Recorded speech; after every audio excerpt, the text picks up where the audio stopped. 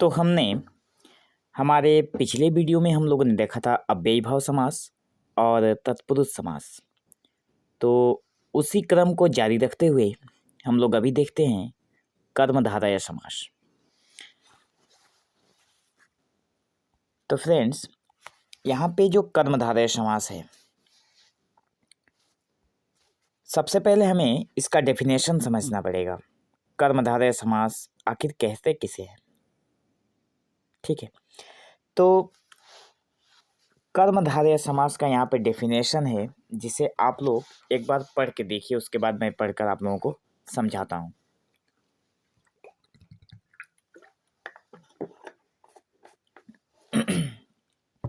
यहाँ पर कर्मधारय समास में कहा गया है कि एक पद विशेषण और दूसरा पद विशेष्य अथवा एक पद उपमेय और दूसरा पद उपमान होता है। मतलब ये जो किताबी जो भाषा है, अगर इसको आप लोग समझेंगे तो बहुत समय लगेगा इसको समझने में। मैं आप लोगों को यहाँ पे शॉर्टकट समझाने की कोशिश करता हूँ, ठीक है, ताकि एक ही बार में आपके माइंड में घुस जाए। कर्मधारय पद विशेषण और दूसरा पद विशेष्य, पहले इसको समझ लेते हैं, ठीक है। विशेषण का मतलब क्या है और विशेष्य का मतलब क्या है? जैसे किसी एक आदमी का नाम है, ठीक है, एक आदमी का नाम है और उसी आदमी के अंदर, मतलब मान लो यही वो इंसान है, ठीक है, यही वो इंसान है जिसके अंदर कुछ गुण हैं, ठीक है ना, जिसके अंदर कुछ गुण है, मतलब क्वालिटी, जिसको हम लोग क्वालिटी बोलते हैं। कोई भी इंसान है तो उसके अंदर कुछ ना कुछ क्वालिटी तो है। तो यहाँ पे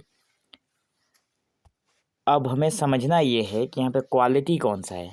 क्या हम लोग विशेष्य को क्वालिटी बोलेंगे या विशेषण को क्वालिटी बोलेंगे? क्योंकि हमने दो चीज़ देखा, एक था नाम और दूसरा था गुण, ठीक है।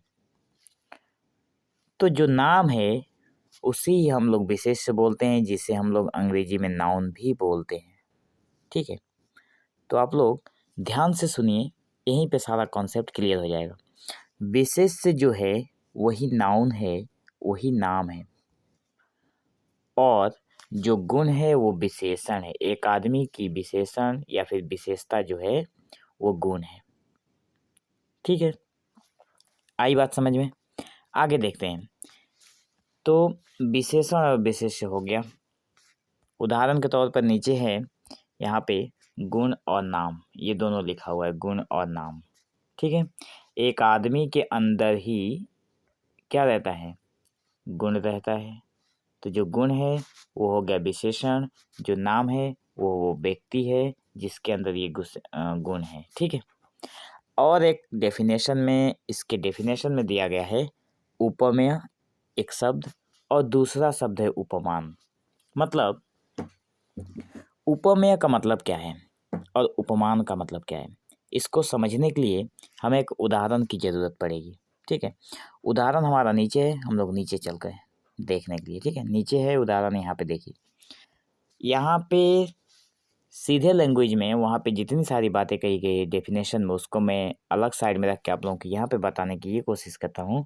यहाँ पे तुलना किया जा रहा है, किसी के साथ किसी को कंपेयर किया जा रहा है, ठीक है। किसी के साथ किसी को कंपेयर किया जा रहा है, मतलब तुलना करना।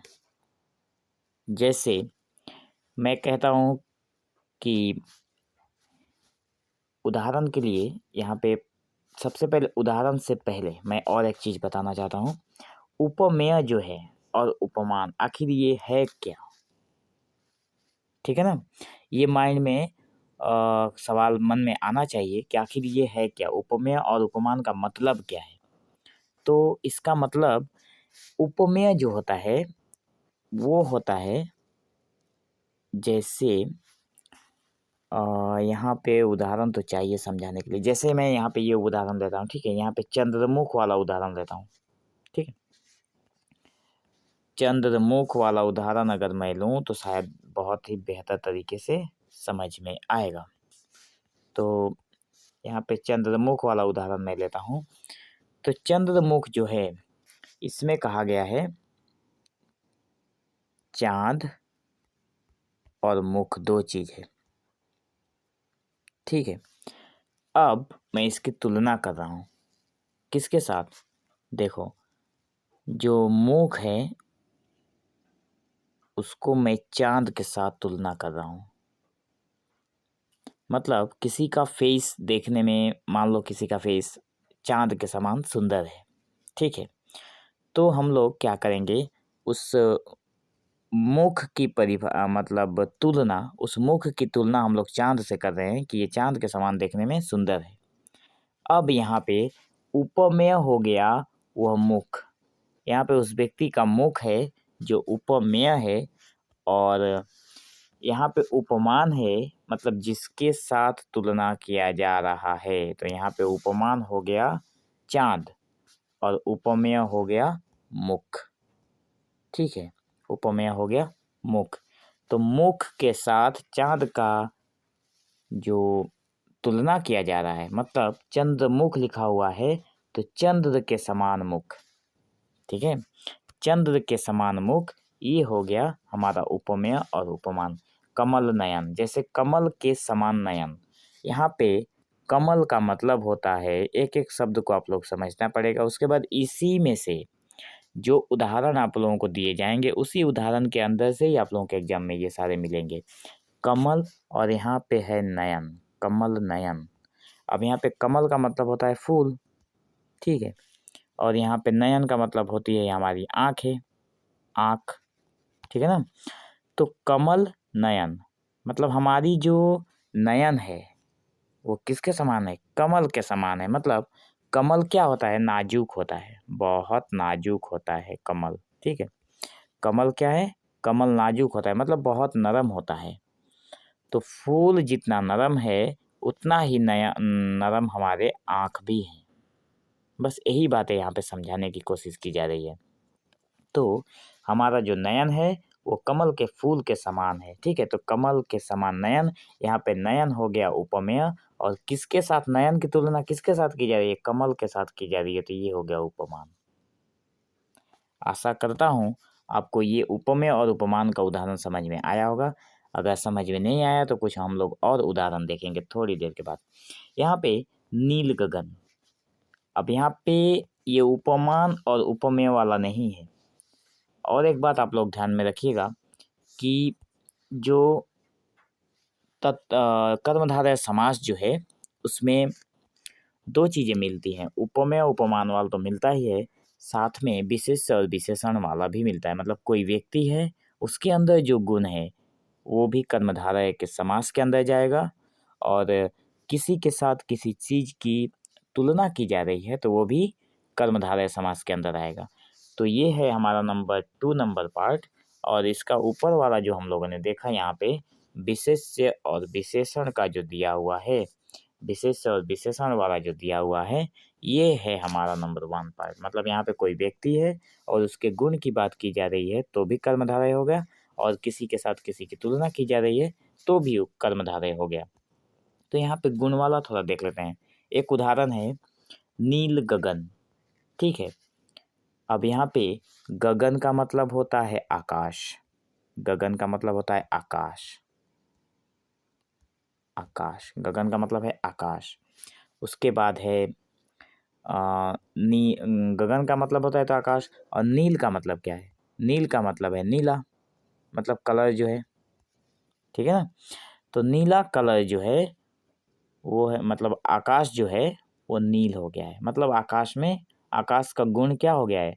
आकाश का फिलहाल मतलब जब ये बात की जा रही है तब आकाश का जो कलर था, जो गगन का कलर था वो नील था, ठीक है। तो नील गगन मतलब आकाश जो है वो गगन, आकाश जो है वो नील है। तो यहाँ पे गगन और नील, गगन का जो गुण है, गगन तो आकाश है जो एक ही नाम है, और नील जो है वो उसके गुण है। तो ये हो गया नीला है जो गगन। नील गाय मतलब कोई गाय है, ठीक है, कोई गाय है जो देखने में नील है, नील गाय। अब गाय जो है वो हो गया एक नाम, ठीक है ना। और यहाँ पे नील जो है नील जो है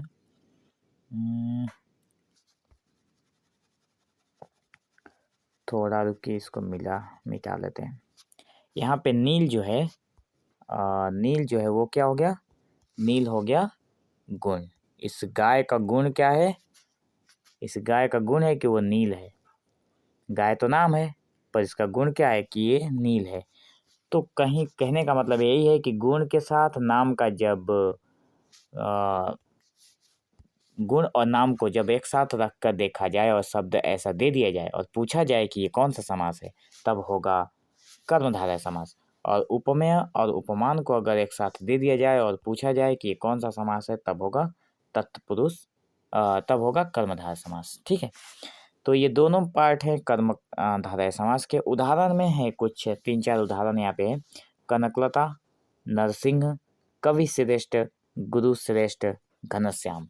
लेकिन मैं इस वीडियो में आप लोगों को कुछ ट्रिक बताने वाला हूँ, ठीक है, जिससे कि एक ही बार में आप लोगों को एग्जाम में देखते ही नजर आएगा कि ये कौन से समास के अंदर है। जैसे एक है जो शब्द आप लोगों को मिलेगा, उसमें है जो शब्द बिठाकर उसको विग्रह करके देखिए, मतलब उसको खोल कर देखिए, उसको बड़ा करके देखिए कि क्या उसमें है जो शब्द है वो फिटिंग हो रहा है। एक है रूपी, ठीक है, और एक है के समान। ये 3 ऐसे ट्रिक हैं जो कर्मधारय समास को, मतलब इसके इन तीनों को बीच में घुसाकर आप लोग किसी भी समास का विग्रह करके देखिए, अगर उसका मीनिंग ठीक ठाक समझ में आ रहा है तो वो होगा कर्मधारय समास। उदाहरण के लिए मैं यहाँ पे आप लोगों को दिखा दूँ। यहाँ पे देखिए 2 ही उदाहरण लिया हुआ है। नीला है जो, नीली है जो, कमल के समान और चंद्र के समान। अगर आप लोगों को रूपी वाला उदाहरण चाहिए तो इस पेज से हमें हटना पड़ेगा और हम चलते हैं हमारे दूसरे पेज पर। तो इतना था कर्मधारय समास का इसी पर। और आप लोग अगर उदाहरण आप लोगों को चाहिए तो आप लोग इसको देखिए, ठीक है। ये रहा कर्मधारय समास का उदाहरण, बहुत सारा उदाहरण भर भर के पड़ा हुआ है। यहाँ पे देखिए भवजल, सिर्फ इसमें हम लोग उदाहरण की बात करेंगे। भवजल, भव रूपी जल, ये देखो रूपी आ गया। कीर्तिलता, कीर्ति रूपी लता। भक्ति सुधा, भक्ति रूपी सुधा। मुखारविंद, अरविंद के समान मुख, ये रहा रूपी आ गया, के समान आ गया। पुत्र रत्न, रत्न के समान पुत्र। विरह सागर, विरह रूपी सागर। पर्ण कुटी, पर्णों पत्तों से बनी कुटी को पर्ण कुटी कहते हैं, ठीक है ना। पर्ण का मतलब होता है पत्ता, पत्तों से बनी जो कुटी होती है, कुटी मतलब घर होता है, ठीक है। तो कुटी से, पत्तों से बनी जो कुटी होती है उसे हम लोग पर्ण कुटी बने। से बनी, एक नया मिल गया हम लोगों को, से बनी। तो यहाँ पे ट्रिक में हम लोग लिखेंगे से बनी। एक हो गया रूपी, एक था के समान, और एक था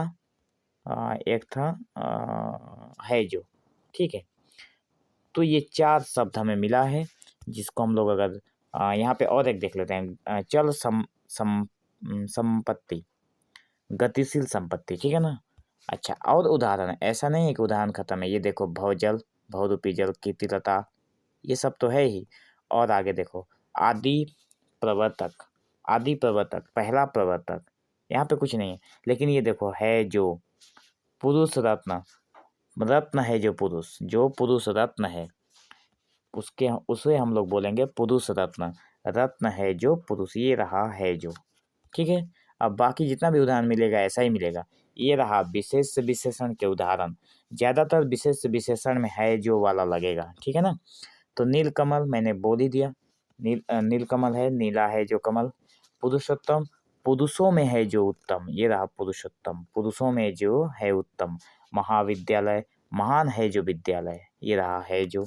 अधपका, आधा है जो पका, अधपका, आधा है जो पका, ठीक है। महाराज, महान है जो राजा, महाराजा, ठीक है ना, या फिर महाराज। परमानंद, परम है जो आनंद, जिस आनंद में परम है, ठीक है। भला मानस, भला है जो मानस, है जो आप लोग ध्यान से देखिए। लाल टोपी, लाल है जो टोपी, लाल टोपी। पीताम्बर, पित्त है जो अंबर, ठीक है, पीताम्बर, पित्त है जो अंबर। महावीर, महान है जो वीर। महापुरुष, महान है जो पुरुष। प्रधानाध्यापक, प्रधान है जो अध्यापक स्कूल का, ठीक है, कोई भी स्कूल का प्रधान जो अध्यापक है, हेड टीचर हम लोग जिसे बोलते हैं, तो प्रधानाध्यापक मतलब प्रधान है जो अध्यापक। का पुरुष, कायर है जो पुरुष। का पुरुष किसे कहते हैं, जो पुरुष कायर है।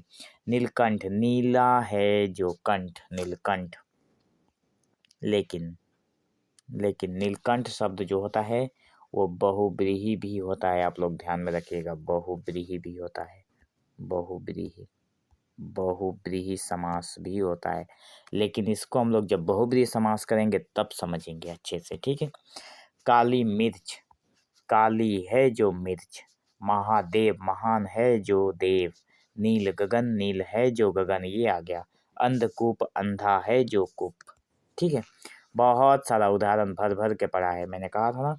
लाल छड़ी, लाल है जो छड़ी। नीलांबर, नीला है जो अंबर। सज्जन, सत्य है जो जन। और है कृष्ण, सर्प, कृष्ण है जो सर्प। दुरात्मा, दूर या फिर दूर का मतलब होता है बुरी, बुरी है जो आत्मा, बुरी आत्मा या फिर दुरात्मा, ठीक है। उपमेय और उपमान के उदाहरण यहाँ पे दिया हुआ है। रूपी इसमें मिलेगा, के समान मिलेगा इसमें ज़्यादा से ज़्यादा, ठीक है। देखो, उपमेय और उपमान में के समान मिलता है ज़्यादा, रूपी मिलता है, और जो विशेष विशेषण में है उसमें है जो ज़्यादा मिलेगा, ठीक है। तो यहाँ पे देहलता, लता रूपी देह। घनश्याम, घन के समान श्याम। विद्याधन, विद्या रूपी धन। भवजल, भव रूपी जल। तो आशालता, आशा की लता। कनक लता, कनक के समान लता, जो मैंने वहाँ पे उदाहरण में आप लोगों को दिया था, यहाँ पे मेंशन कर दिया गया है। भुज, दंड, दंड के समान भुजा। चरण कमल, चरण कमल, कमल के समान चरण। और है शायद नीचे, हाँ है, यहाँ पे है मृग लोचन, मृग के समान लोचन। मृग मतलब हरिण होता है, ठीक है, हरिण के समान हमारे। लोचन का मतलब भी आँख होता है, लोचन का मतलब भी आँख होता है।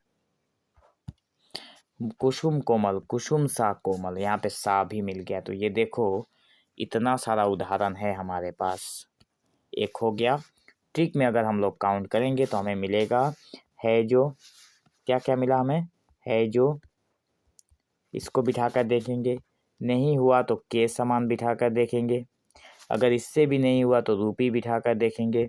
अगर इससे नहीं हुआ तो सा बिठाकर देखेंगे। और एक क्या था ऊपर हम लोगों ने देखा था, एक था यहाँ पर, और एक था से, सा और से, ये दोनों हैं, ठीक है।